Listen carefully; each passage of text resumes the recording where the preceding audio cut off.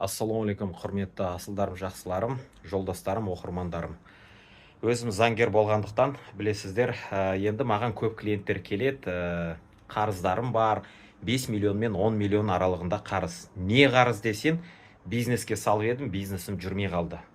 Енді көбінесе қарапайым сөзбен айта кетейін, қандай бизнес түрлері? Көбісі сол столовый, кафе, дүкен ашады, парикмахерский, шаштараз, машин жөндейтін бір нелер ашады, және бизнесі жүрмей қалады. Неге? Өйткені олар сол жерде жұмыс істеген, жолдасынан естіген, немесе соны көрген, ойлайды, енді мен де тура осылай ашам, мен де өстіп енді күрекпен ақша табам деп. Анарада ойлайды. Бірақ та бизнесі жүрмей қалады. Неге? Өйткені бизнесті жетік зерттемеген, жетік меңгермеген, және де өзі сондай бизнесті ашып көрмеген, жүргізбеген. Сон салдарынан енді өстіп 5-10 миллион қарызға кіреді. Ол ең азы, әйтпесе одан да көп қарызға кіргендер бар. 200 миллионға кіргенде бір клиентім бар. 15 миллион, 20 миллион, 30 миллионға да кірген клиенттерім бар. Енді мен қарапайым жай сұрақ.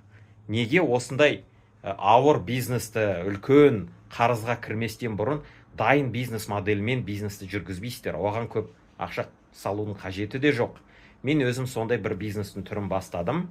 Қызық болса келесі рилсті қараңыздар, және де осы рилсқа лайк, коммент жазыңыздар. Бұл әрекеттеріңіз келесідей жақсы видеоларды түсіруге маған шабыт береді. Жақсы, сау сәлем.